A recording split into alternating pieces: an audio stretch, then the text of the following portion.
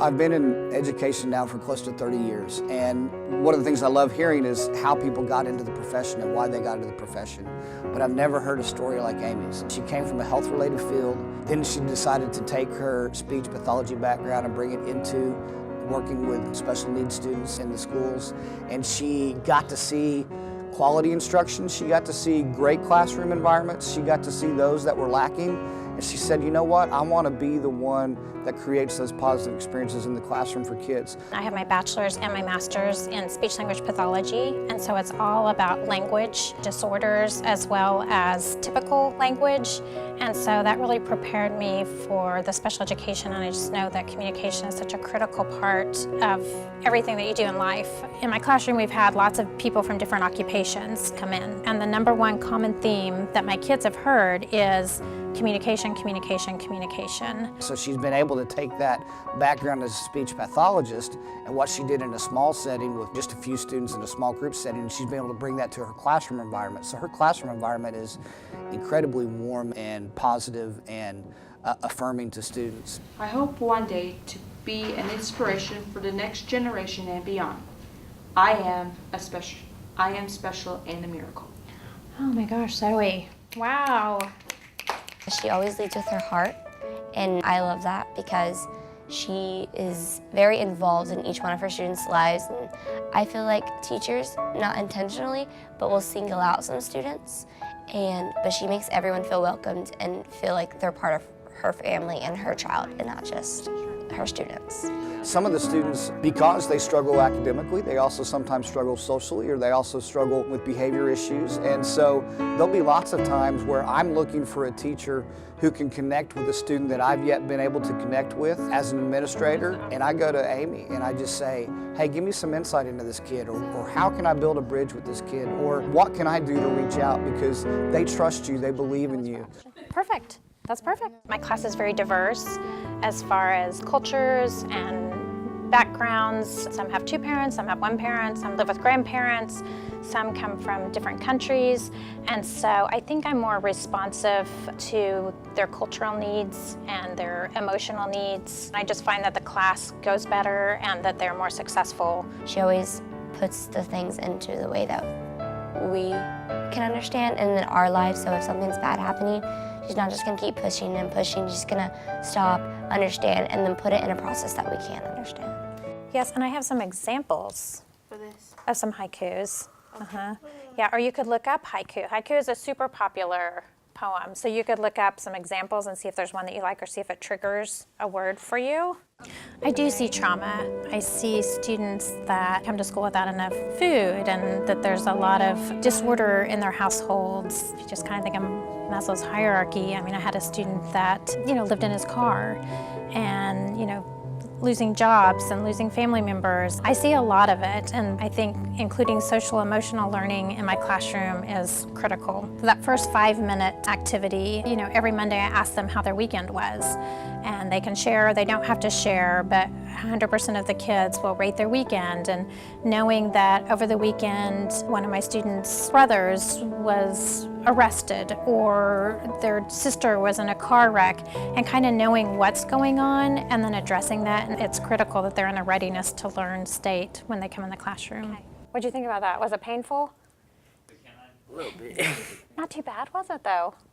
Not bad. A lot of my students come in very beat up on themselves. They don't feel like they're good readers. They don't feel like they're good writers. And so I think trying to build them back up and starting gradually, taking baby steps until they see that they're independent, that, wow, I'm a good writer. Wow, I just read that book and I haven't read a book in years, and kind of lighting a little passion in them, that's a success to me. And really, on just a day-to-day, if someone says, I just finished this book, do you have any more like it? Is music to my ears. It makes me so happy because a lot of them are reluctant readers because they haven't been successful. So perfect, that one's done. Okay, and what was your next one? Last one is your Diamante. So here's an example of some. Whether it was as a speech pathologist or whether it's as a classroom teacher, she was working with students who had identified deficits, and yet she doesn't focus on the deficits. She also has students do things that they are not naturally good at, and so therefore don't naturally enjoy lots of times.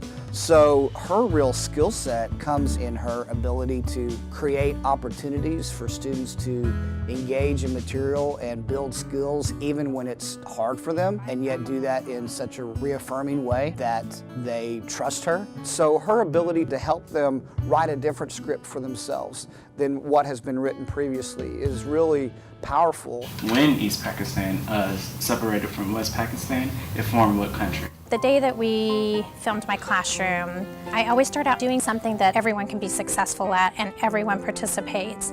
And so it really kind of sets the tone, and I found that kids are more successful when we can kind of start out and kind of decrease their stress level. So on that particular day, it was Trivia Tuesday, and we get it until we know all of the cards, and the kids are like, oh, I remembered this chemistry term or something. And so it really has been fun to watch them grow, and then even to say, put in 5 new cards. After we did our trivia activity, then we started on a poetry lesson. We just found some fun, different ways to do poetry that, talking about they all loved their music, so how the lyrics and music is poetry. On that particular day, we did a haiku, and so they were trying to figure out syllables. With the poetry, some of it being abstract, we used some figurative language in it, and so being aware of all of that as you're reading makes you a better reader and writer, so they can add some interesting parts to their writing. Someone said chocolate's 2 syllables.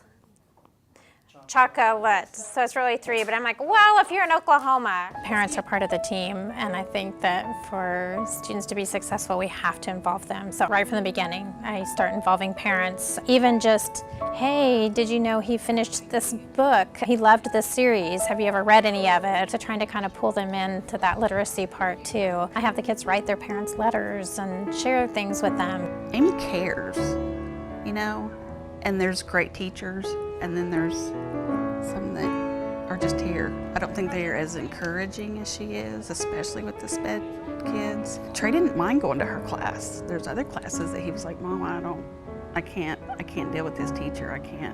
We're not getting along. He doesn't like me. He never said that about Miss Greenhaw, ever. Trey was always really nervous about being in SPED because he thought he was stupid. And when I asked him this last night, I said, why was Miss Greenhaw your favorite teacher? And he said, Mom, she never made me feel stupid. We just had a group of teachers that really took care of each other, whether it be through a death, a marriage, happy times and sad times. My husband was deployed for a year in Afghanistan, and this group of teachers just really huddled around me and my girls when my husband was gone and provided so much emotional support, which really helped me be a better teacher. The teacher that I worked with, her name was Jeannie. She was so loving with the kids, and her kids really blossomed in her lab. And then she was diagnosed with cancer, and it was very aggressive, but she scheduled all of her treatments so that she could maximize her days at school and be with her kids. And for me, that was just the ultimate inspiration. And Jeannie fought her cancer for years and years, and then just recently was declared cancer-free. So we had a celebration at my house with all of the people that had prayed for her and supported her through meals. And I think that's critical in the school, that you take care of yourself so you're able to take care of your kids. We all had a role in our special ed department, but Amy was the glue because she was so funny. She could dispel tension, with me. She could just, calm down, Mary. She was just so, her perspective was wise. The students that she gets are a year or 2 ready to step out into the world, and so she really prepares them for that experience, again, not by focusing on what their deficits are, but on skills that they can use in a way that they can go ahead and still make a strong contribution to our society. I just enjoy my kids. I have a very diverse group. I have kids from all different backgrounds, from all different economic levels, from different countries. I truly just enjoy my kids. I enjoy their different personalities. I enjoy getting to know them. I enjoy their families, their parents. And I really enjoy talking about the future with them. If college isn't for you, look at these other great options. If college is for you, we need to buckle down with your grades and really look at the ACT and look at different schools. So that's fun to be able to start having those conversations. Your mom came in here the first day of school and she said, you're gonna love Javia. She's so, what's a word your mom would use to describe you? Beautiful and good. Beautiful.